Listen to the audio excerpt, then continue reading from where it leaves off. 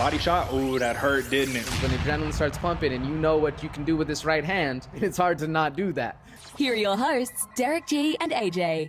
What's going on, folks? Welcome back to another episode of the Bloody Water Podcast. UFC 275, we saw a little bit of it all, and new, and still, we saw a champion on the brink of defeat. We saw the great Joanna Jędrzejczyk, the former strawweight queen, the boogie woman, get knocked out and announce her retirement from MMA. So one thing that I have to say off the bat is happy retirement to JJ, man. She's a fixture of the sport. She's a pioneer of women's MMA, and she's somebody who we need to see on the analyst desk.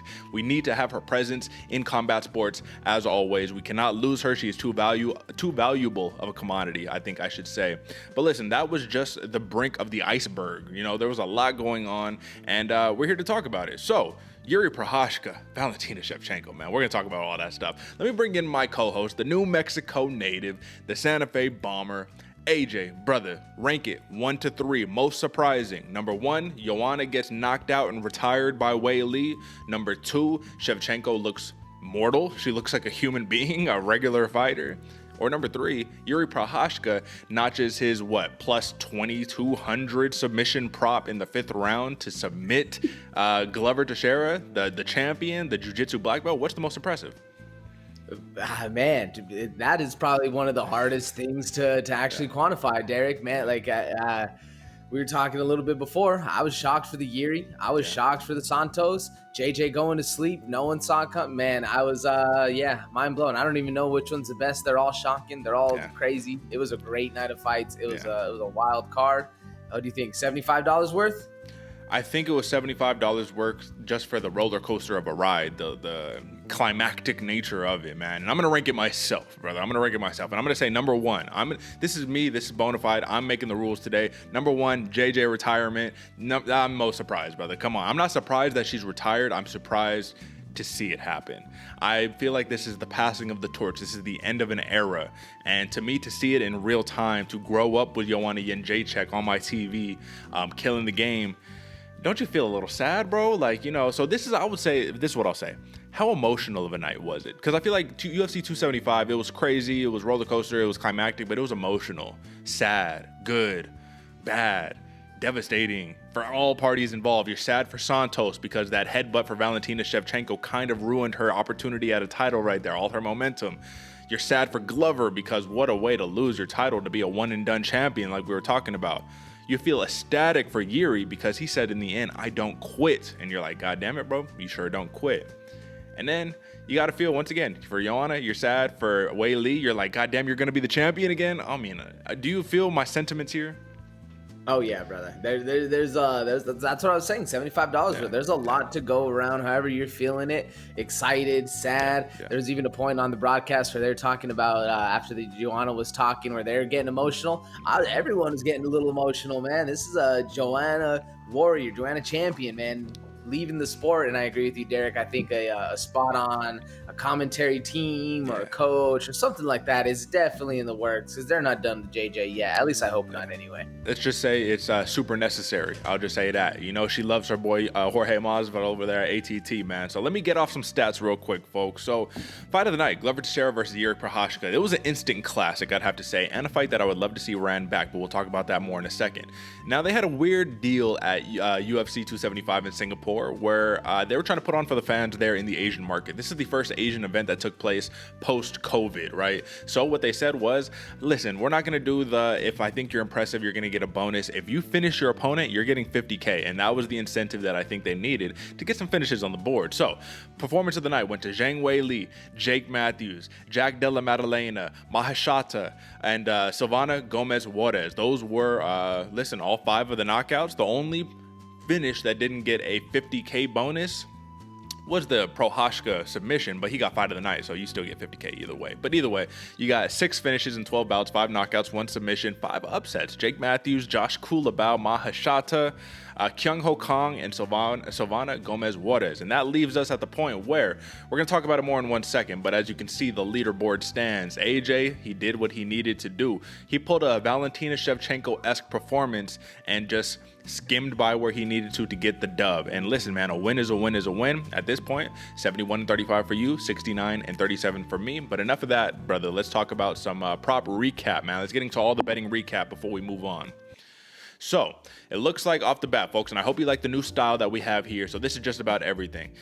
I missed on the Glover pick. I missed on the JJ pick. Maybe a little bit of nostalgia there, but you hit, brother, on Prochazka, on Shevchenko, on Weili. One big miss, though, for you. Ramazan Emeev, man, which we saw it. We saw he could have won. We felt like he could have won personally, but he didn't really get the job done. Either way, would you agree right now that Jack Della Maddalena, the hype is real, brother? What are we talking about here? Ooh, the hype is real, man. The power is real. Yeah, very impressive for Jack Della Maddalena. And even able to get out of the scrambles that he had going on, man, because Emeev had him grabbed up a couple times, so it was very impressive for Maddalena. Yeah, Emeev had him locked up in a darce, man, just ready to go, trying to finish him, bro. So pulling it back up, it looks like at the end of the day, AJ, you got the job done. You won the money line. 3-1 on the night. You win the night. That is the most important stat that we're counting for our head-to-head tournament. I went 2-2, so 500 performance. Might as well call it a wash for me. I win on the prop bets, though, and we'll talk about that more in 1 second on the next slide. 2-2 for me on the props, 1-3 for you on the props. So while you hit on the money line, you just didn't quite get it done on the exact specifications of how the fights would end. Lastly, over and unders, 3-1 for me and 2-2 for you. Once again, 69-37 am I on the year, 71-35 are you. Now, brother, how did we get it done? This is how we get it done. So, Shevchenko points. Did we not say that was our lock of the night? Come on, man. Easy. That's like death taxes. Shevchenko wins by points. Death taxes. Katlyn Chookagian wins by points. Like, we know what time it is right here, man. I missed on the Teixeira submission prop right there, brother. But it's like, goddamn, if either one of us would have had that Jiri submission prop, that would have been a thing of beauty. Weili with the knockout, that probably should have been something we really had an eye on, but I hit on that Della Maddalena TKO, brother, and I told you I was putting that one into fruition. I knew that the power of Jack Della Maddalena was too much. But like I said, there was a little bit of weirdness that went on with that fight, man. The red whole entire like belly of Emeev had us questioning pre-fight injury. You got a sunburn, bro. You was chilling at the pool too long before the fights. Like, what's going on? Either way, that is your betting recap for UFC 275. So, AJ, brother, given that we're showing the results of what we're doing on a constant basis, is this not just another incentive for the good folks at home to tune in to us, man? We're giving you the bets, money lines. We're giving you the prop bets. We're giving you the over and unders, and we're checking in after. And we still have incredible records. What are we talking about, bro? Bro, I'm glad you said something about it, Derick, because what I wanted to point out for the good folks at home, whether you went with my bets for the money line, sure, I might have won the week, but check out those prop bets, bro. Derick won in the prop bets right there. Still 2-2, still making you money regardless of however you want to get it done, whether you're going with my picks for the money line or you went with Derick picks for the prop bets.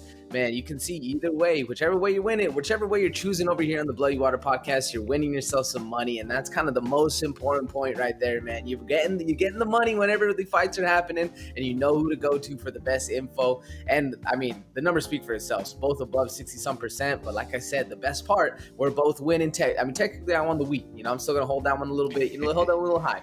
But at the same point, the Bloody Water Podcast, both of us are winning either on the prop bets or the money line. And I think that's the most important point to take home from both of those slides right there. Either way, you're cashing in right there. You know what, brother? Let's be specific. Right now on the year, you are at 66.98%. You're basically 67% accuracy. I am at, it looks like 65.09. So 65% to 67%.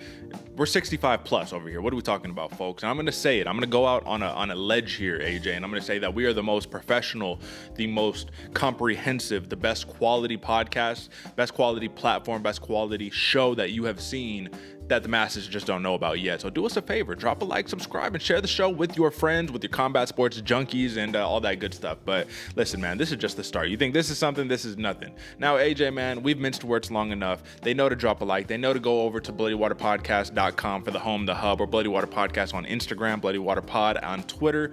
Let's talk about the fight, brother. Let's get into it. Have you seen that replay, buddy? Your head was bouncing around like a pinball machine. Time for some main card breakdown, courtesy of your hosts, Derick G and AJ. Okay, AJ, we already said it off the bat, man. This is the surprise that we had, right? Prochazka submission, 5th round. Let's talk about how we got there, man. And in the beginning, Jiri did Jiri things, right? He walked forward. He did the madman, unorthodox, samurai, weird punches from crazy angles. But Glover Teixeira did exactly what Glover Teixeira does, which is what I told you he would do, which is what everybody knew.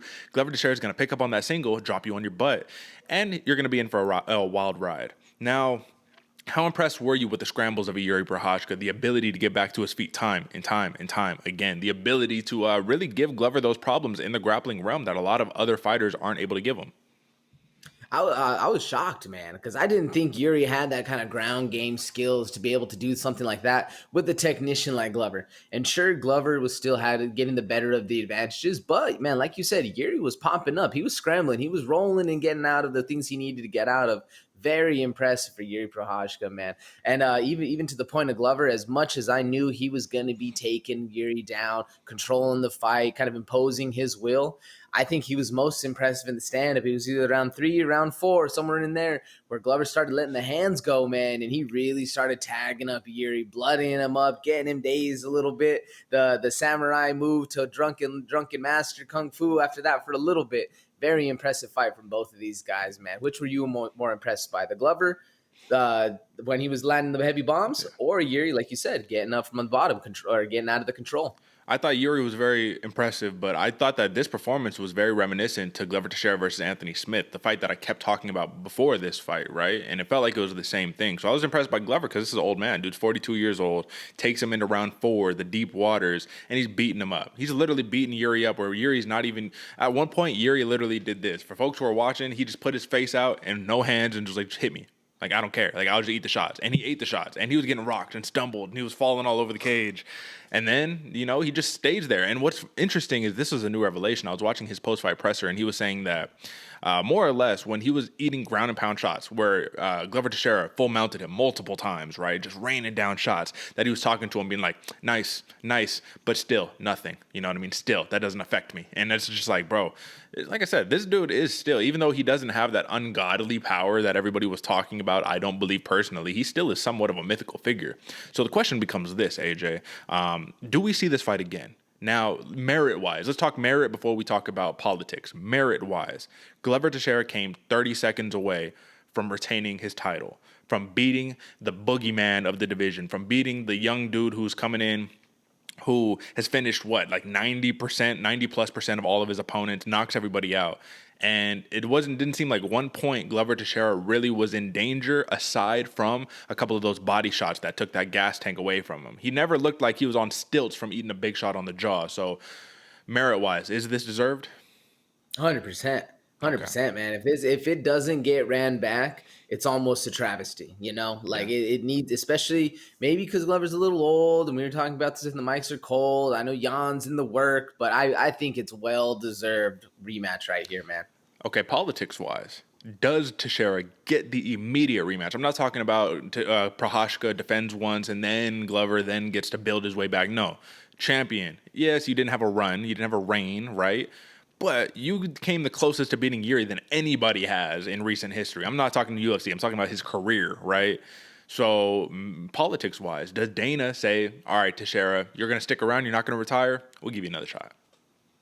That's another I hope so, Derick. But, you know, hopes can only get you so far because I definitely think the politics-wise, they're going to look to keep the division rolling, keep it going, keep everything moving, man. And I know that they put Jan they planted him in the audience for a reason. So I know they're working something, kind of get that going. I assume, and this is just all speculation, but I assume the UFC sees a longer, more longevity with Jan Blachowicz and Jiri and these younger guys coming up, where they know Glover, he's a banger, man. He's an old school vet. He's a dog.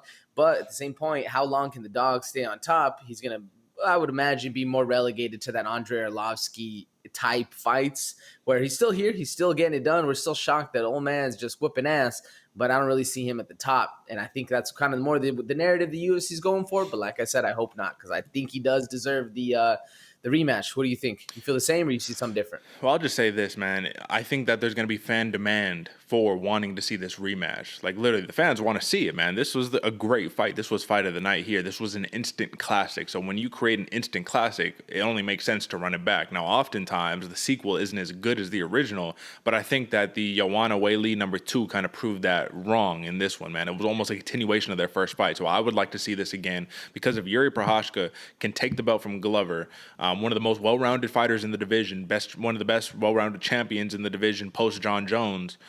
All right.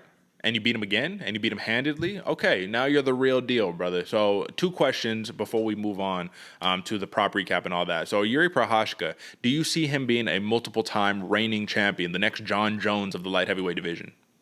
Yes. Yeah. Okay. We have been praising him for a long time. Yep. Okay, enough said, man. I'm not sure. I'm not sure if I'm sold yet, given that the path to victory against Jiri has now become very clear. Just take him down and kind of hold him there for a little bit and hope for dear life that he doesn't get up and knock your head off your shoulders. You know what I'm saying? But that is a big mitigating threat right there, is that you just take him down and you nullify a lot of that offense. Now, the second question becomes this, man. At the end of the day, Jiri Prochazka, he is this anomaly of a fighter, right? But I'm just curious right now if his fight style is going to lead to his detriment ultimately, man. He looked like yeah, you pulled out the Hail Mary submission round 5. But come round 4 and 5, he looked like a dead man walking, bro. You know what I mean? It did not look good. The body language was very, very poor. The only thing keeping him into it was the Rose Namajunas-esque. He was in his corner talking about, I'm going to beat him. I'm going to beat him. Like, he was just doing mantras, man, self-talk, all that. So do you think that his fight style will inevitably lead to his downfall? Man, I don't know. I'm not so sold on that one, specifically because his mindset is so good and so focused and so Bushido-esque, if you'll excuse the pun, that I think he's gonna stay in, man. I think his game will get better. He'll avoid a little bit more of the damage, and I think we're gonna see a kind of a turn for Jiri where he starts to realize that he needs to fight a little bit smarter, because you're right. If he starts fighting like he did on round 4, where he's just sticking the chin out saying, I'm going to eat whatever you throw at me, it's not going to be the longest chin length Jiri might have. But I think getting a little bit, more weathered, more developed, working on that ground game, being the guy who's giving the punishment instead of receiving it, yeah. I think it'll start to change a little bit. So I don't know if he'll stick around with the same fight style, if that makes sense. Absolutely, brother. I will say Jiri Prochazka did hit on a minus 2,500 submission prop, which is just crazy because it's the last thing that you would possibly expect. That minus 155 TKO prop looked a lot better, right? Even looking at the plus 675 decision prop for him, but he landed on the plus 2,500. Man, if you hit on that, kudos to you, man. You're better than me. You're better than us right there. I will say that. The last thing that I have on this fight before we move on, man, because I know this is a little long-winded, and I want to keep this one very short, sweet, and concise. So just give me a quick little something on this one. You're Glover Teixeira. You're going home at night. What are you saying in your head knowing that you quit with 30 seconds left of defending your belt? I'm not going to say you quit, even though that's what I just said. But I will say that when you're getting submitted, you're tired. It's literally a war of wills. This is a war of attrition right here. And you quit, man. You just didn't. He beat you to the punch, got his hand under your neck, and just squeezed on you. 30 seconds left. There's those times I've talked to you about, man, where I tap and submit in jiu-jitsu, where I'll tap and there's 3 seconds left on the clock, and I'm just so upset with myself. And this is just in training. This is a championship title match. So keep it short and sweet and concise. But how are you feeling if you're Glover Teixeira right now? Man, remorseful, I guess is the best word. Upset with yourself, but at the same point, you can't be too mad. You know what I'm saying? You can't be too upset. Put on a hell of a fight. You got caught, and I think Glover knows that he's professional enough to keep it going. Like he said, he looked good. He's back again. So I don't think he's going to be too hard on himself. But I'm sure there's a little bit inside him that's just eating him up. And I do love that he said at the end, he was all like, oh, man, the weight cut was tough. Actually, no, I'm bullshitting, man. He hit me with some body shots. He beat up my gas tank, man. All credit to Jiri. That is a true professional. So shout out to Glover. But all hail the new champion, Jiri Prochazka.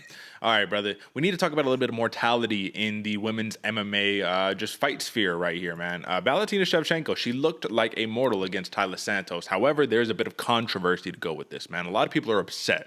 A lot of people are saying, oh, is this John Jones versus Dominic Reyes? A lot of people are saying, is this Floyd Mayweather versus Marcos Maidana? Is Shevchenko, was she gifted a decision simply because she's the champion? And I don't agree with that sentiment at all. I think that if you're a casual fight fan, you have that opinion because, to be honest, you don't know what you're watching. You see that a challenger has success against the coveted champion, and you overhype or you outweigh what they're actually doing in comparison to what's happening in the fight, AJ. So before we even talk about this, raw opinion.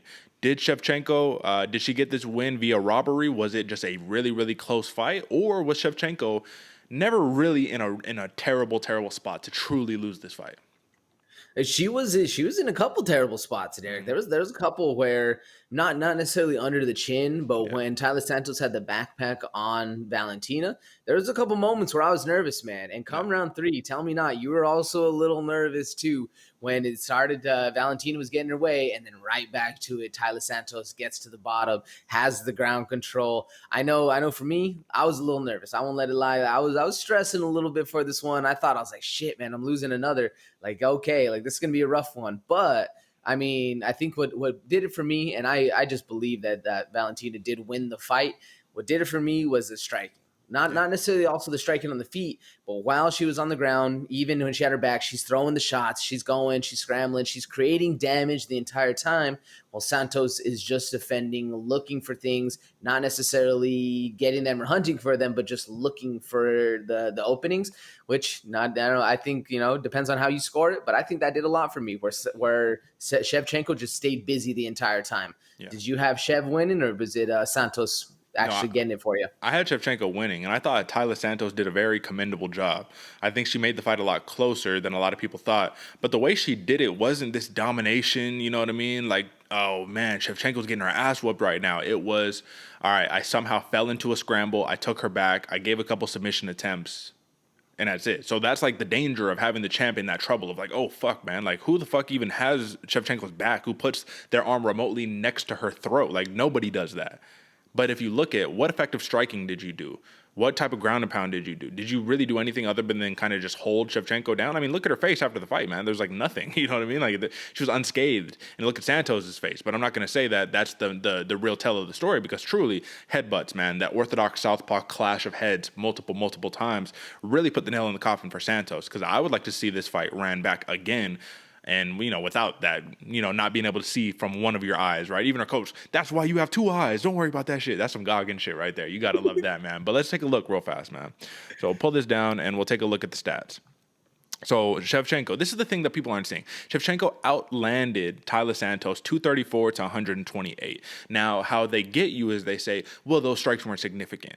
Why are they not significant? Because they're pot shots? Because, well, she has her back, she's just throwing shots to her face the whole time? I mean, they count for something, man. So to say that, all right, man, yeah, you outlanded her by over 100 strikes, but we're not going to count that. I don't know how to feel about that. Either way, significant strikes, he still outlanded her by 20. Takedowns, 3 and 3 a pop, right? And the only thing that's different here is control time. Yeah, Santos had 4 more minutes of control time, but what did you do with it? And this is ultimately the question that I have at hand, AJ. What is being counted more these days? And we say it's always different. This was in Singapore. This was in Vegas. This was in Arizona. This is different. Control time or damage? Because you can control somebody for 10 minutes, but if you do not damage them, what does your control time actually mean, right? The only thing I can give Santos true props on is she had a couple submission attempts, a couple rear naked choke attempts, a couple times where Shevchenko really had to fight, put the 2-on-1, get the hand over the head, All right, respect, man. She did very good, very commendable. But let's be honest here. To sit here and truly say, robbery, Shevchenko lost that, I just feel like that's not a true depiction of what happened, correct? I agree. And I think the only reason people are saying that is because we haven't seen Shevchenko in that kind of position before. But even to that, like even to the point that she did have a backpack put on her, the submission attempts were flying around, Shevchenko still had the presence of mind to defend all the stuff that was going on and start turning around and throwing the punches. Normally when that stuff kind of happens and you decide you're going to start punching back, that's when the submission gets locked up. Wasn't even close.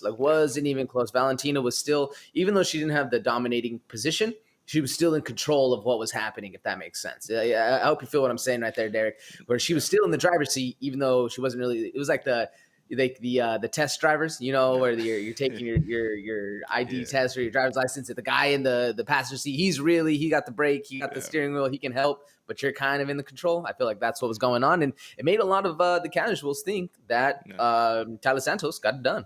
Absolutely, bro. And I will say this. I will give credit where credit is due. Tyler Santos, listen, she came, she was game, she was ready to go, and she exploited Shevchenko's weakness. And Shevchenko's weakness, believe it or not, in my opinion here, Shevchenko's weakness is wanting to beat you at your own game. So she says, oh, you want to out-grapple me. Oh, you're going to fall right into my trap. Like, perfect, you know what I mean? And Shevchenko kept going to the well. Like, Shevchenko was initiating the grappling sequences, getting out grappled, and then being like, damn, how did I end up here with my back taken? So it's just like, okay, now our coaches did the right thing. They didn't pull the Nami Yunus approach, but they did the right thing. Said, you need to stop initiating all of that stuff, man. Strike with her, kickbox her, you're going to beat her at distance. And that's basically what she did. Now, I don't know if you have off the top of your head the assessment of which rounds you thought that she won, but I thought that round where Shevchenko had her back taken and she was doing the effective striking, she was doing all that, I think that was round 2. I can give rounds 2, rounds 4, and round 5 to Valentina Shevchenko.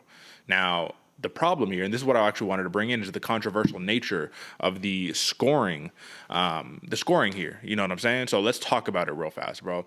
Valentina Shevchenko, she wins 49-46, which is kind of a crazy score, 48-47, 47-48 split decision. David Letheby awarded Santos rounds 1 through 3 while giving the champions round 4 and 5, and he's the sole judge that saw it going Santos's way. Now, Clemens Warner, he gave Shevchenko rounds 1, 2, 4, and 5, and most fans see that scorecard as abysmal. So let's talk about it real fast, bro. Because, like I said, I don't know. I feel like that's a little bit of a rough way to see it. So I'm going to go to my MMA decisions right now. I'm going to pull this down, and here we go. Okay, so Shevchenko versus Santos, split decision. All right, man. So like I said, and folks who are just listening at home, we're just taking a look at the scoring right now. So we see Howard Hughes, I think, has the most. Yeah, he has the scorecard that I agreed with. Right, rounds 2, rounds 4, rounds 5 going to Shevchenko. You can give Santos rounds 1. You can give Santos rounds 3. Right, and this is another one of those situations where people are like, you never see Shevchenko lose a round 1. Like round 1, like, oh man, you know. But like I said, credit where credit is due. Now, when you take a look, AJ, and you see the MMA scores, and you see across the board, it is heavily, heavily, heavily in favor of Valentina Shevchenko. I want to know your opinion on this. And this is really the question that I have here. What are we doing a disservice as casual fans, not us, but the casual fans out there that are just watching, that just tune in for the pay-per-views? Are we doing a disservice to the sport by having these kind of like terrible takes of like, this is a robbery and clearly Santos, like people are hitting me up all over the place like, no, I think Santos was robbed, da-da-da-da-da. And I'm just like, dude, she did a good job, bro. But like, is it that as fans we're not knowledgeable? Like, what is it? What is the disconnect here? I think it has to be the narrative the UFC's putting forward of how dominating it is, because it's either that or lack of awareness to what's actually going on in the fight situation, which I don't want to say that's the case for most casual fans. But if the commentators, if the referees are also confused on what counts more for scoring, how can the fans not be? So yeah, I don't really hold too many people that accountable for that one, not knowing exactly what it is. Because as you said many a time, Derick, yourself, the UFC is amazing at creating a narrative, creating a storyline, and getting people thinking one way when really, this is actually what unfolded. So I think it has to be somewhat of a media perception going on, just like you think for the longest time, especially in a couple of fights that were previous, not in the same night, but like previous fight cards. Where people were holding you down and they get the win. So everyone thinks like, oh, she has the better position. This is what's going on. But really, damage is what we're looking for at the end of the day, most of us. So I don't know. That's what I think. What about you, Derick? Yeah. No, I'm with you, bro. And I think that at the end of the day, I just think that as a fan base, we need to get more educated. But I do think that, like, you're right. It's problematic because no matter where you go, there's going to be different judging criteria. The judges are going to see it differently. And actually, I was watching this, and when I was watching it, I was telling the people I was watching it with, I was all like, man, like, they're like, who do you think won that round? I think that's clearly Shevchenko or that's clearly Santos. And I was like, well, it just really depends on how the judges see it. You know what I mean? Like, I cannot say clear cut, this is so-and-so's round, because it just depends on what you are looking at. Either way, let's talk about the positive note on this. Great job to Taila Santos. I will say she made it much more competitive than I ever thought, but this was the outcome that I predicted more or less. Shevchenko doing what she has to do to get the job done. Listen, Shevchenko, she just tied Amanda Nunes for most title defenses in women's MMA UFC promotional history, I guess I should say. And while that is impressive, she came number 1. She overpassed Ronda Rousey in most title defenses in a single division. So Ronda Rousey had 6, Shevchenko has 7. I think it is very clear to say at this point, given, like I said, the nature of Amanda Nunes' is right now, depending on whether she can get her belt back at bantamweight or not. Valentina Shevchenko has more or less rightfully so stepped into the place of the greatest of all time women's competitor that we have seen in the sport. She has wins over Joanna Jędrzejczyk, the strawweight queen, right? She's had back and forth battles with Amanda Nunes, arguably beat Amanda Nunes in the rematch, man. And it looks like at this point, Valentina Shevchenko is going to be looking to parlay her success into another bantamweight title shot, depending on if Juliana Pena defeats Amanda Nunes or Amanda gets the job done again. So we'll definitely see what happens in the near future. But I will say, at the end of the day, I do not think this was a robbery. I think this was a close fight. And AJ, I hope that you agree with me here. But I think Shevchenko, people are already writing her off, saying that, oh, this is the beginning of the end. She's looking old, da-da-da-da-da. I think she has plenty left in the tank. And so this is still just more or less the start for Shevchenko. Do you agree?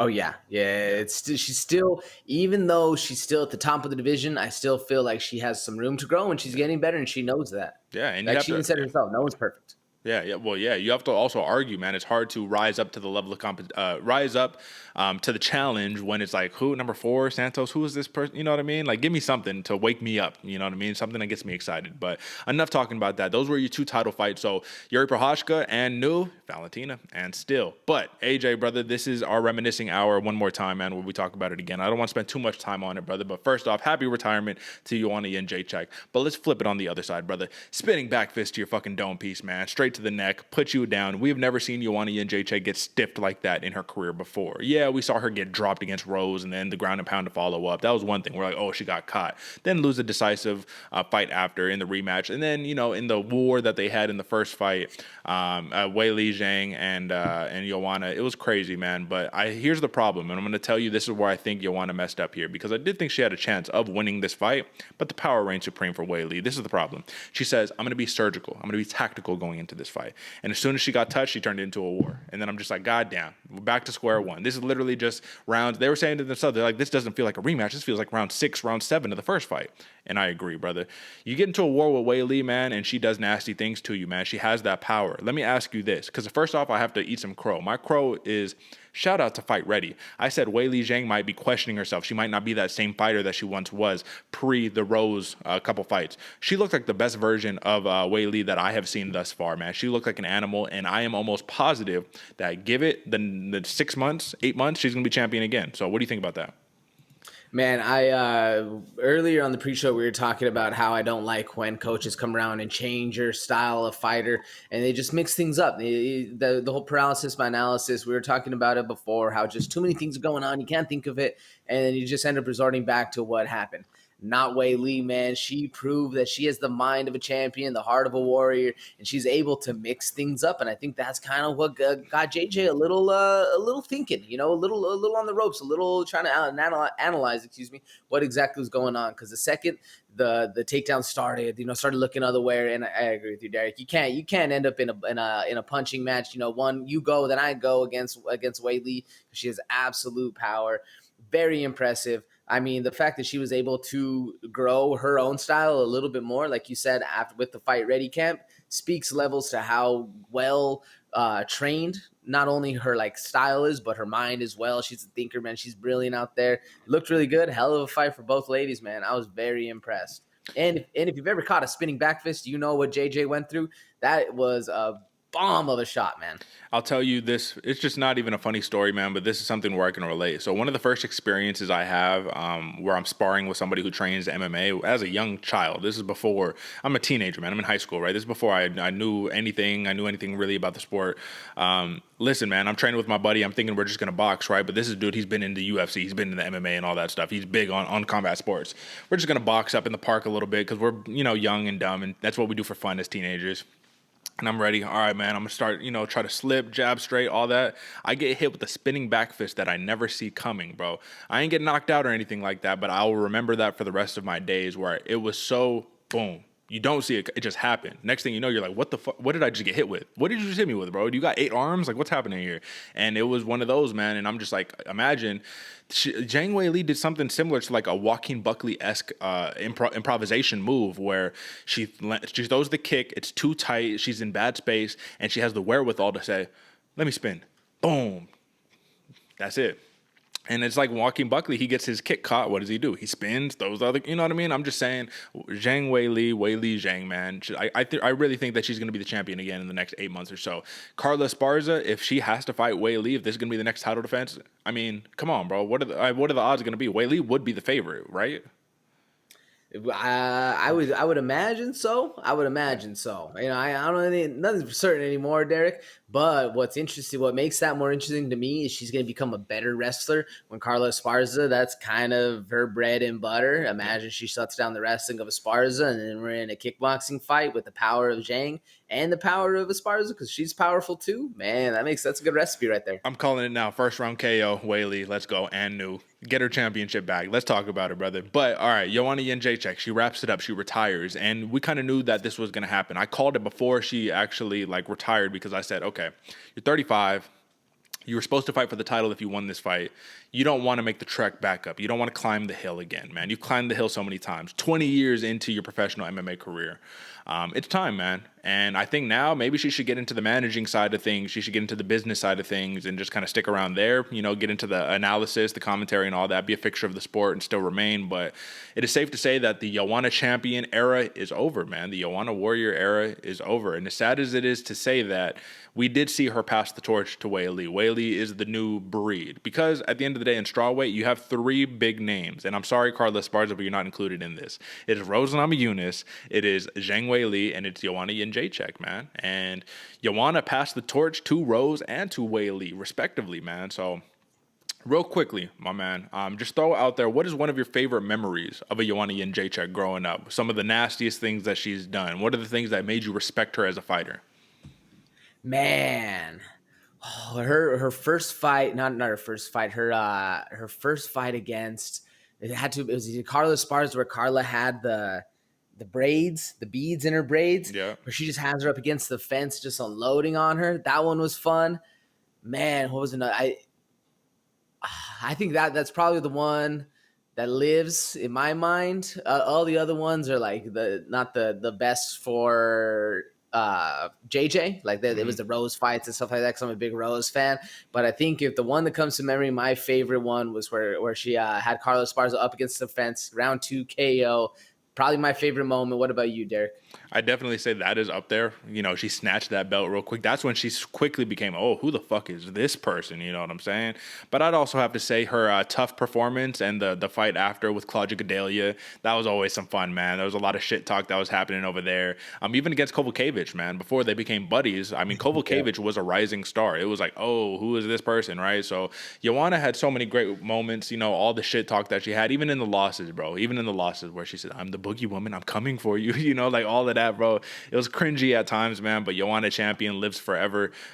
Listen, I don't want to spend too much time on it, because that is more just personally, I have an affinity for Joanna Jędrzejczyk. I grew up seeing her on the TV and all that, but it's a new era, brother, and it's sad to see. So we'll move on. All right, man, we'll knock out these last couple ones quick, because these were some couple first-round knockouts, man, and this is easy. So Jake Matthews, bro, returns in style. And akin to what Daniel Cormier said, who the fuck is this guy that I'm watching? Because I have not seen this dude fight before. Jake Matthews, this isn't the Jake Matthews that I'm used to watching, man. Jake Matthews is going to get you to the ground and pound, work submissions. Yeah, you got some nice boxing, but you're not knocking out a knockout artist like Andre Fialho. But then at the same time, seeing Fialho's plan, I was a little confused, because he would walk Matthews down, put his back against the fence, and just couldn't pull the trigger. He just right there, just sticking in his face. So when he was so tight, he just seemed so tight, you know, so wound up. So when he finally pulls the trigger, Matthew sees it a mile away, counter over the top. Bam, bam, everything he was hitting it with, clapping him. Bro, he literally rocked him on the feet without dropping him like 4 or 5 times before the inevitable occurred. So Andre Fialho, you live by the sword, you die by the sword. I respect the approach. I just feel like tonight was not his night, or UFC 275 was not his night. Not even that that was a bad game plan. It's just he couldn't pull the trigger. But Jake Matthews, bro, there's no better way to come back, get a $50K bonus. The last time that you competed was like UFC 255 or something like that, UFC 251. You get the $50K bonus, you knock out the knockout artist, you just stole his stock, you stole his momentum, and you put on for the Aussies, bro. What do you make of it? I'm very excited for Jake Matthews because now he's finally back in the light. Just like you said, DC was saying, man, who is this kid? I'm so used to somebody who's just grappling all day, doing the stuff we're bored about. I said in the pre-show, I thought about making this one my sleeper fight because this one had banger written all over it. But man, even like you said, Derick, even good game plan from Fialho, just wasn't his night, wasn't able to pull the trigger. All the right stuff was there. You're controlling the round, you're being the bully, you're pressing the guy down. But man, Jake Matthews, he pulls the vet card, has all these skills that nobody knows about, nobody trains for because they all think he's going to be the wrestler. He's going to be this dude that's grappling you up. Next thing you know, he's popping you up ones, twos, big hands over the right or big hands over the top. It's man, good to see that the sport is still growing. No matter who you are, you can always keep improving on this fight. Great fight for Jake Matthews, man. I was very impressed. And like you said, round 2 KO. Woo, man, Jake Matthews, right cross. It was round 1. Round 1, bro. No, Was it round 2? I'm pretty sure it was round 2. Oh, it was round 2. Damn. All right, that means he was rocking him for longer than I thought. All right, well, apologies for the round 1 KO. He was rocking him all day long then, man. He rocked him for like 7 minutes straight before putting him out. Yep. In my head, I was just like, man, you just put him in there, a couple first-round knockouts. Either way, man, so apologies for the graphic. You know, that's my bad. But Jake Matthews, bro, the dude's still only like 27. So even it was a round 2 KO, it felt like a round 1. Exactly. You're right. He was whooping on him the entire round 1. So yeah. Yeah, punch stats, man. 47 strikes to 18 for Fialho, man. Crazy, bro. So yeah, shout out. I'm just excited to see more of him, and that's all I have to say on that one. Now a true first round knockout right here. Jack Della, Maddalena. Brother. The hype is real. I don't know what else to say. I said this dude is he's the shit, bro. You know, I don't know what else to say. Ramazan Emeev, he's a dangerous man. However, he is mid-30s, and a lot of his work isn't the same Movsar Evloev style work. It's box up with you, snatch the single, put you in trouble. And did he do that? He did, man. He had Maddalena in a darce, man, ready to go. Like this, that was tight. And if Maddalena wasn't the type of competitor that we know him to be, I think a lot of other dudes would have just quit right there and tapped. However, I also know from experience, when you go for that Hail Mary, that darce, and you have it locked in, you start squeezing, you get tired after. And you get tired and you start dropping your hands, that lactic acid builds up. And then Maddalena says, I'm going to go old school, man. I'm going to start beating up the body. Hit him with a couple body shots. Emeev, that was it, man. He couldn't handle it. But let's talk about this real fast, AJ. What was up with that red? I needed to find a picture of it, but there was all that red all on his side, bro. So pre-fight injury. Literally, it could have been a sunburn. But either way, you got to think Maddalena is looking at that, like as he's walking and being like, huh, interesting. Maybe I should beat up the body. Maybe I should tag that. And I don't think he actually did end up tagging the side that had the redness on it. But it's something to think about. What do you make of that? It's something to think about. Like in my mind, yeah, I think you go right to the worst, you know, like something happened. He got a little like internal bleeding or something. And for that point, we're hitting that all day long. That's right. It's like you see a knee brace on somebody. Yeah. As unfortunate as that is, guess who's getting kicked? But man, I don't know what it was. I kind of wish it had come out because it couldn't have been that bad if they let him fight, you know? Like the doctors had to see something. Yeah. But to that same point, for the Santos fight, when the doctor walked in, he's like, "Can you open your eye?" And she goes, like a little bit. He goes, "Yeah, she's good." You're good. Yeah. So I think the doctors in Singapore might have let that one slide a little bit for Emeev. But I don't know, man. What do you think it was? I honestly, I'm not sure, bro, but I will say this. He's a Dagestani wrestler, man. You know, those dudes have no quit in them. So you're going to fight regardless. It doesn't matter what happens. The question ultimately becomes, now I'm starting to see more of the merit on why you don't disclose your injuries. Because now you make it known, hey, man, yeah, my ribs are a little busted up and I'm going to have to fight through it. Okay, well, I'm going to beat up your rib the whole entire fight, you know. Oh, yeah, like you said, my knee's hurting. I'm attacking the knee, ankle, hand, whatever. It doesn't matter. But I just want to ask this, man. Our path to victory, because we both saw it clear. If Emeev was going to win, it was going to be that wrestling. Not the crazy submission attempts, but just wrestle him out, 3 rounds, get it done. As soon as he got back up to the feet, it felt like he was clearly outmatched by Jack Della Maddalena. So let's, you know, now that you've bought in a little bit, now that you've seen it happen in action against a Dagestani wrestler, a man who now is 5-2 against opponents that he's landed a takedown against.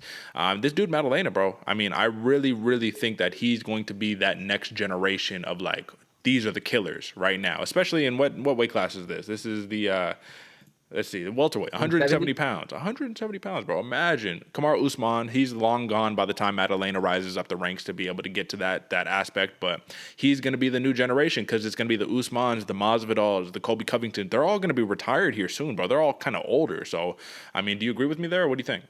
No, I 100% agree with you, Derick. This Jack Della Maddalena is a name you need to pay attention to because this dude's going to be around for quite a while. He's still young in the game, and has a lot of room to grow. And the fact that he's already at the level at where he is speaks volumes to where, the level he's going to be going forward in the future, man. And this is what I liked about this fight right here. This proved he's the real deal. His first fight in the UFC was a short notice. He came, absolutely put on a massive show, but it was kind of expected.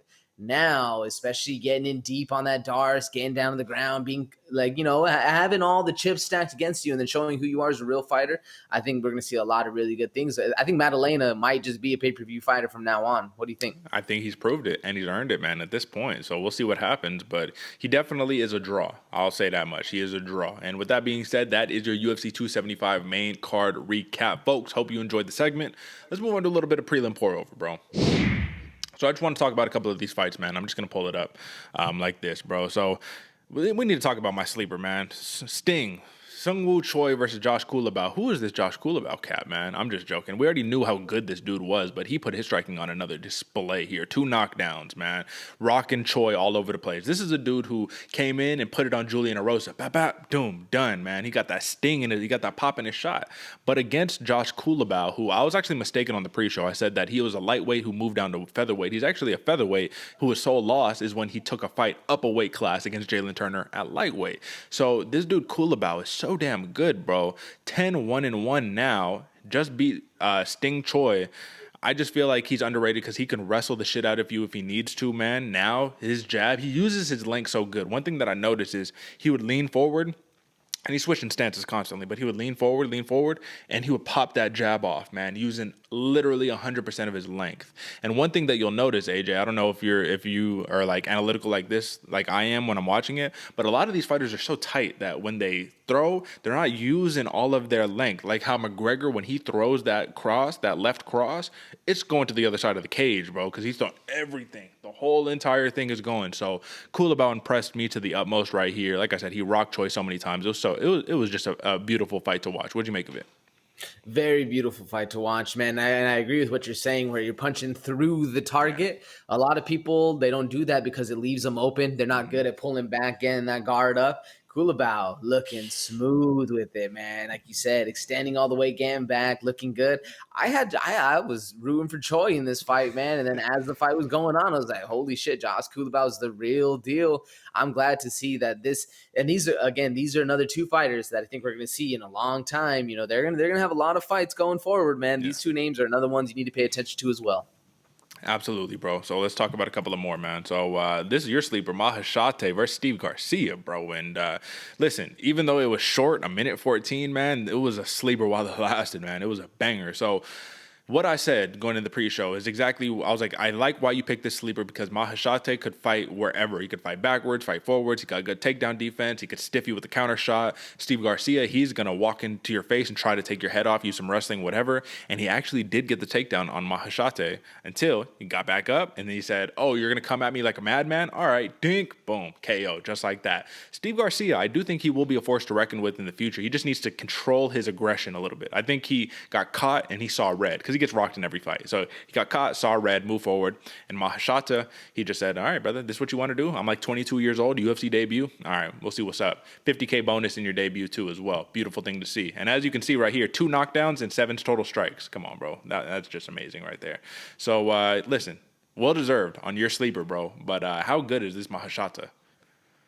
Ooh, man. And in order to see what he did on that KO, because it wasn't like he sat down on that punch, turned the hips, rotated, squashed the bug, and then you sent the punch flying. He just saw Steve Garcia coming in. He's like, oh, okay. Bink.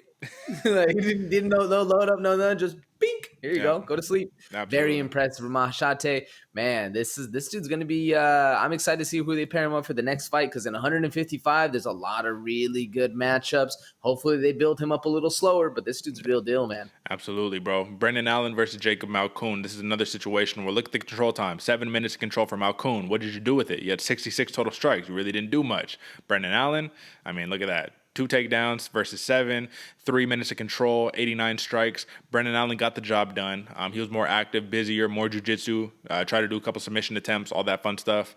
But ultimately, man, you can't just hold people down. Even though Jacob Malkoun was so game, made it very close, Brendan Allen squeaked that one out. So you got anything on that one, or it was just a good win by Brendan Allen? I'm just glad that it's I guess it's only in different places that you can no longer just hold somebody down and get the win. Like you gotta do something with it. And I think that's the most important point. Good fight overall. I watched. I was kind of in and forth. I was at work when this was going on, so I was a little shocked because I saw Malkoun the whole time on top. But when I watched it back, I was like, oh, okay, yeah, I can see this. Yeah, Brendan Allen for the win all day. Yeah, absolutely, man. This one right here, bro. I felt like this should have been on the main card because Kyung Ho Kong, Mr. Perfect, he put on a wonderful display against Dana Bakary. Now, he was outstruck 100 to 110, but if you saw Bakary, you saw his eyes, you saw his leg, man. Everything was chewed up. This dude used his length, his veteranship, his skill perfectly, man, and he really put it on him. So it's just crazy because he's been in the game forever. Kyung Ho Kong has been in the game for so long. He doesn't have that many fights in the UFC, but he's been in the game for so long. Dana is this new rising star, and he says, listen, man, I'm going to check you. I'm going to show you that you got to pay respect to your elders because I'm putting it on your ass. Either way, this was such a fun fight, man. Such a high-level, technical, high-stakes fight. Leg kicks, calf kicks, head kicks, the whole nine. Beauty, right? What are we talking about? Yeah, beautiful fight. This one was a fun one as well, man. This one was another one that was on at work while I was watching it, and this one gets the heads turning. You know, Kyung Ho Kong made it with the length he's using and the power of Dana, man. This made for a really fun fight. Absolutely, man. But let's talk about one-shot power right here. So Silvana Gomez Juarez knocks out the knockout artist in Na Liang or Liang Nha, but Gomez Juarez, man, she's a striker. She's been a striker through and through. We already knew this about her. She's had problems against the wrestlers. She's had problems against some of these other fighters. But she just landed that. I'm going to take my right hand, I'm going to load it up from my hip, and I'm going to bring it across the country, and I'm going to knock you out. And it fucking worked, man. And it just wasn't a good night for Na on this one, man. The UFC start has been pretty rough, but Silvana Gomez Juarez gets the big win that she's been looking for. Shout out to Argentina. And listen, man, you just don't see women with this kind of knockout power very often, brother. So what did you think of that? Man, Thuddin. I think they should change her name. You know, we used to have Austin Thud Hubbard. We got Silvana Thud Gomez, man, because she was popping those shots, and you heard it. They even said you don't hear this kind of pop on the 115-pound division girls.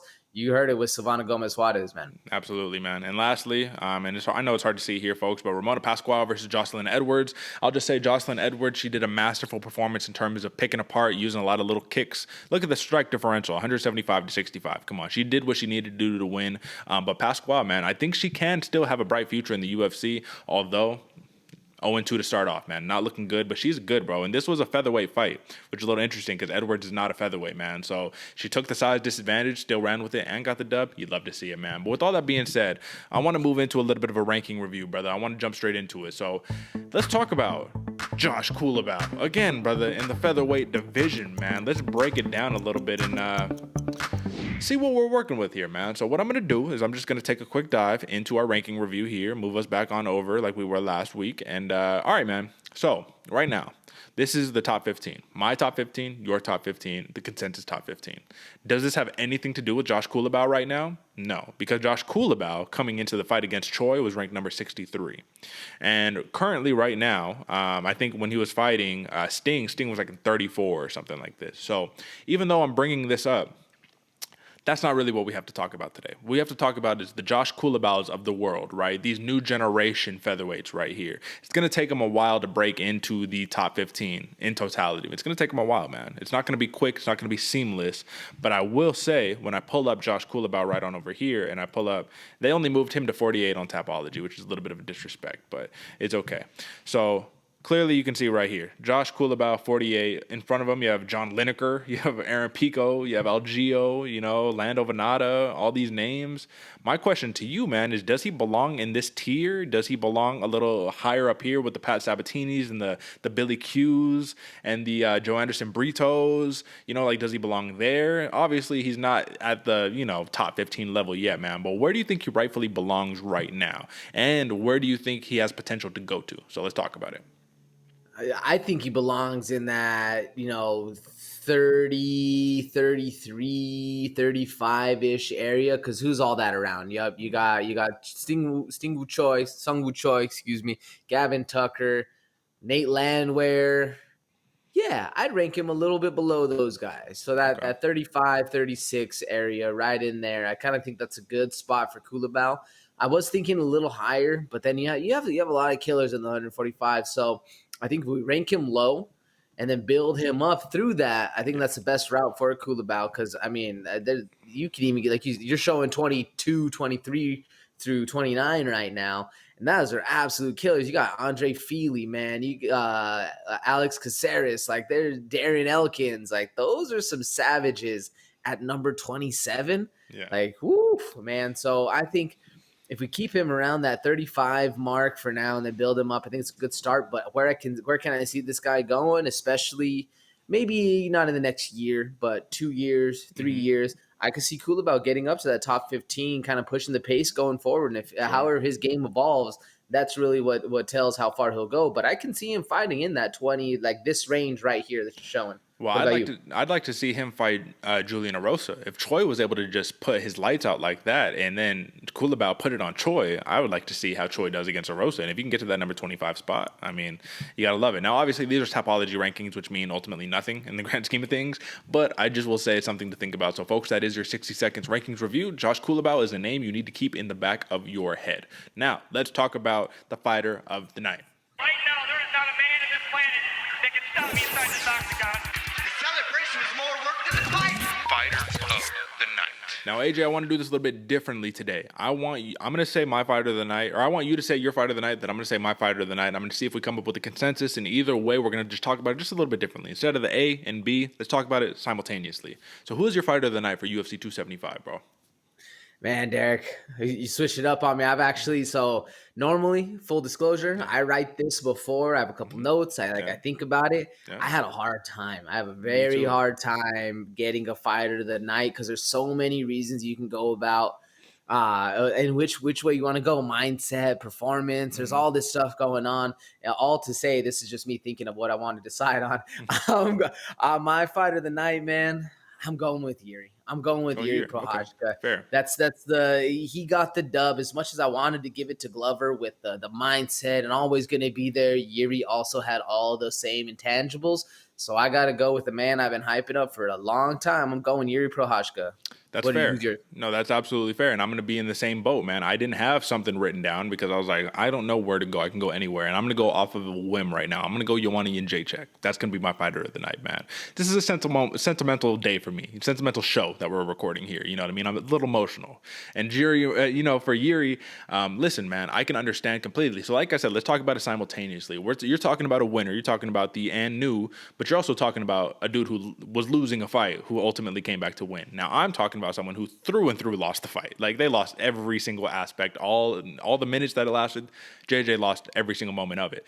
But one thing that she said when she retired is that she's proud of herself, man. And I want you to think about somebody who was out for 2 years, right? Didn't want to fight without fans, who had to make the climb back up to motivate herself to fight a very motivated, dedicated Zhang Weili, get knocked out, and then retire, but do it in grace and say, what did she say the most? And this is why she's my fighter of the night. I want to say, before I retire on the biggest stage where DC's letting her talk, thank you to all the UFC employees. Without the employees, we wouldn't be able to do any of this stuff. So she's still humble enough. She still has those Polish roots deep enough to say, I have to respect the hardworking, middle-class, blue-collar individual. And I love that, man. So great career, valiant effort against Weili, and then remembered where you come from, even when you've been the champion, you're the queen, you're all that, you're the boogie woman, and you still remember your roots. She's my fighter of the night. Now for Jiri, brother, I can see the same boat, man. The determination, the mentality, the will to say, I don't quit. Talk to me about it, bro. Yeah, I feel like we're talking about two different people, but we're talking about the same thing here, Derick. The mindset after the fight, lose, and whether it's JJ where she lost the whole thing. What I liked about her and coming back, like you said, the humbleness, the approach she took to actually thank people, but also tell her truth of what she wanted, man. She's like, I want to be a mom. I want to be a businesswoman. I'm 35. This roller coaster is going. To have the presence of mind and speak so truthfully, very impressive. And another one where I was battling, like, do I go JJ with the retirement? Like, there's a lot of ones you can go here, but and it's the same thing for Jiri, man. To battle the kind of adversity he did, and then find the setup, but still. And what I like most about Jiri, he's a thinker. He'll get asked questions and he'll think about it and then answer it, like, truthfully. It's sometimes a little long. Like, I was watching an interview and I thought my internet froze. I was looking at it, no, he's moving his head. All right, word. But the same thing, man, he's still that warrior spirit. He's going to be pushing forward. The mentality to never quit, never give up on yourself. And he says, I know I'm still here. I'm still going to be fighting. There's a lot of fighters that did exactly that last night, and impressive all around. So I think even though I give mine to Jiri Prochazka, I feel like there's a lot of fighters, JJ, Glover, even Weili. Like, there's a lot of fighters on there that deserve a lot of respect here. And I just went with Jiri just because, man, that's a title fight you want. You want to leave that one bloodied and bruised up, and both of you know you gave it your all. It was a hell of a fight. And very respectful from both of them, man. Absolutely, man. So shout out to both of those fighters. Those are respectively our fighters of the night for the Bloody Water Podcast, UFC 275. Now, brother, word on the street, and then we can get up on out of here, man. So the word on the street today, brother, don't got too much, man, but I did want to show this. Documents show, AJ, that the UFC now makes over $1 billion a year, man. Like, my Lord. Minimal costs and more growth expected, right? So, as the years go on, the holdings for the UFC from 2012 to 2021, it's just grown exponentially year after year after year, man, getting that money. I used to have a little stock, some of that Endeavor stock, which really isn't evaluated at anything too crazy, you know what I mean, currently right now, but that's neither here nor there. Now, it gets into numbers and all that, and that's not important. The real key to take away from this, AJ, is that from what I read, if I remember correctly, the UFC, in terms of fighter pay, the fighters receive about 17% of the total, how would you say, earnings that the UFC corrects. $1 billion company, but they give about 17% of that money that they generate to the fighters. And I'm not going to say that that's not fair. I actually don't even have the numbers on me right now to sit here and say this is what the NBA makes, this is what the NFL makes. But the point is $1 billion, and your fighters are making 17%. And without the fighters, this $1 billion would be nothing. You know what I mean? I was even talking about how it's interesting that the fighters, you can't wear whatever you want to walkouts. You can't just come out just in your fight kit ready to go. You have to wear the Venom sweats, the Venom jacket. Why? Because you're a walking infomercial, walking commercial, so that people like me and you at home are like, dude, that looks so cool. I want to dress like that. Let me go to the UFC store and buy the gear. So they don't have no freedom of creativity, right? Since the sponsorship deal got taken away, since it's all Venom and Monster and all that shit now. So the question becomes here, AJ, given that this is a tightly ran ship in the UFC, and that's why it's the number one promotion in the world right now, next to one championship, so they say, because they got 1 billion people watching in Asia or whatever, since it's the number one promotion right now, and they're now making over $1 billion, at one point does this league get watered down? And I'm going to call it the league at this point. What point does it get watered down like the NBA and the NFL, where now you see in the NBA, you can't watch an NBA game without an ad on every little thing possible, you know what I mean? It's all corporified, if that makes sense. Is the UFC heading in that direction with the earnings that they're taking this point? Because at the end of the day, when you're a company like this, the bottom line is all that matters. So what do you make of it? I mean, as much as how I love this way, this sport, how it started versus, you know, you versus me, your style versus my style. This is, you know, the warrior code. It's also a sport. It's also a league. You know, you're not far off by saying that. So, I mean, I don't want to see even more promotion through this stuff, because I feel like we already have a lot in there, but I wouldn't be surprised if we do. You know, the more corporatization, the more, you know, monetization that we can push towards the sport, ultimately, the better it is for the sport. And there's some pushback there. There's some debate. You know, are you ruining the actual, you know, the livelihood of the sport and the people? Then why not? Most people make more money. There's this whole thing. I'm sure Uncle Dana was a little upset the fact that they just put out that they're earning over $1 billion. You know, so now the fighter pay is going to come into talk. There's all this stuff, so it opens up a can of worms. But I do think we're headed more for it. I think it's actually a better thing, man. The more the fight game, the UFC, you know, the mixed martial arts can be thought of as a professional sport, something that your kids can look forward to, you know, like, oh, I want to be a fighter one day, you know, that's not a scary statement as it used to be, you know, when we were kids and you're out there getting in scraps in the park. I know for me, my growing up, like my mom was never happy, but it happened all the time. Now you do that in a ring and you kind of have a future to go about it. And you have smart coaches who aren't letting you get punched in the head all the time. I like it, man. I mean, there's good and bad, but I like it overall. What about you, Derick? I mean, corporate is corporate, bro. You know what I mean? I got my own little vendetta against what corporations do and, the ethics and the morals and thought process behind it. But it's an inevitability. And I will say that going from 1993 to 2021, seeing the massive shift in the sport, it's a completely different sport. It's just a beautiful thing to see, man. So giving the people the opportunity to change their lives and create a financial opportunity, not a career. Remember, Dana says this is an opportunity. This ain't a career. Being able to do that for, you and your family, man, it's tight. People who love to punch people in the face for a living, you get an opportunity to do it here and make it lucrative. So leave that for what it's worth. Last couple things, AJ. John Dodson signed to BKFC, man. Listen, dude, this dude got hands right here. Interesting to see they're opening up BKFC to the smaller divisions, man, the flyweights, 125-pounders. I just thought that was something to take into consideration. What do you make of that right there? Man, bare knuckles making some moves, man. They're making some moves. I don't know if you're gonna pull it up, but there's another fight that just got announced too, where we were both. You sent it in the Slack chat. We were both shocked. I'll pull it up right now. Yeah, I figured you were going to, but they're bare knuckles making some moves, man. Michael Venom Page, my Platinum Perry. Now they got John Dodson. I'm sure Dodson's gonna fight another killer because there's no way they're not gonna pair him up just like they did this fight. I think it's a good idea. It's a good idea. I know back in Wyoming, bare knuckle was all the rage. So hopefully it takes off a little bit more. Still an interesting sport, but man, making moves. You can't be mad. Absolutely, man. And I thought that it was definitely interesting to see MVP on the bare knuckle fighting, especially given that he has all to lose and nothing to gain. You lost your championship match due to wrestling. So instead of being like, all right, I'm just going to get back, I'm going to fight some wrestlers, I'm going to, get some more highlights, he said, I'm going to go to BKFC. And if you get knocked out there against Mike Perry, let's just say that stock is not going up. I'll just say that one, man. So last thing that I got for you here, AJ.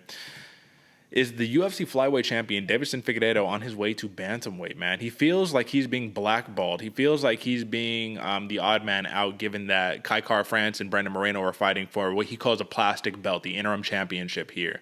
Figueiredo is very upset by this and saying, well, fuck it, I'll move to bantamweight. What I think, though, in reality is that you're not going to have a choice much longer. You're going to have to move to bantamweight because you could barely make 125, you know what I'm saying? So it's like, at this point, do you think that this is a ploy, this is a media scheme for him to stay relevant and to try to parlay his opportunity to 135? Or do you think he really is just truly hurt by the company and is all like, I feel like you're not treating me as the rightful champion that he is? What do you think? I mean, I think it's a little of both because I can see why he'd be upset, but at the same point, isn't that what we want? Like we want Deiveson Figueiredo to go up a little bit. He's been missing weight, and like imagine him heavier, more power. This dude's mean, bro. Like I as much as he's making the threat, like I'm moving up. Like hell yeah, word, cool, fuck yeah, let's go. There's gonna be some really fun fights that way. So I don't necessarily think his ploy to draw the media attention and gets that stuff going is working as well as he thought. Because I don't know about you, Derick. But a bigger, more powerful, meaner Deiveson Figueiredo at the weight class above, like I don't know who's even there to scrap. Let's just look at the top 15 real quick. Him versus like a Rafael Sunsao, for instance, or a Song Yadong. Like all those make for a lot of fun fights. Yeah, absolutely. I don't know. I don't think it's working out as well as he thinks it is by saying that kind of stuff. So I think it'd be a fun way for him to move, man. There's a lot of good fights, and like you get up into that weight class, you're starting to get real, pretty powerful wrestlers going on.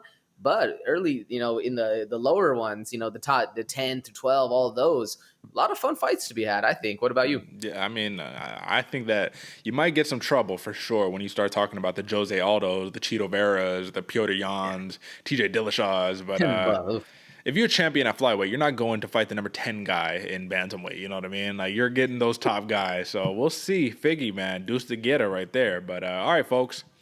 Now, listen, it's been fun. This was, like I said, this was an emotional roller coaster for me. Emotional day. Joanna retires. Shevchenko looks mortal. And Jiri does my man Glover dirty with 30 seconds left in the fight. I'll just say this, folks. You never know what to expect in this sport that we call mixed martial arts. You never know what to expect in the sport. just combat sports in general, man. Whether it's jiu-jitsu, fighting, boxing, whatever, anything can happen here, and that's the beauty of the sport. That's why we love it. So I will say, once again, we appreciate it. If you are all the way through this point of the show, oh man, we love you guys. Shout out to you. Drop a like, subscribe, share the show with your friends, all that good stuff. We will be catching you next Friday when we talk about the UFC Austin. Actually, yeah, it's UFC Austin, brother, in your neck of the woods. Calvin Kattar versus Josh Emmett. That's going to be a fun featherweight matchup right there. We're talking about featherweights all day today anyways, right? So, yeah, the fun featherweight matchup in Austin, stacked card. We'll talk about it more when the time comes, but I think that's it for us. AJ, got any last words for the people? Oh, Derick, you already said it best, folks. If you made it to this point in the video, we love and appreciate all the support. Derick said it before, the highest quality, most professional, best MMA show in the entire universe. You already know where to find it. If you're here, I know you know, and I know you're sharing with your friends. Share it a little more. We know you may. I know that we made you some money this week. So make sure you're spending it right. Get ready for next week. Sure, the fight's going to be awesome, and they're going to be a great time. So I'm excited to see y'all next Friday. It's going to be a fun one. Absolutely, folks. So that's it for us here at the Bloody Water Podcast. Until next time, folks. Peace.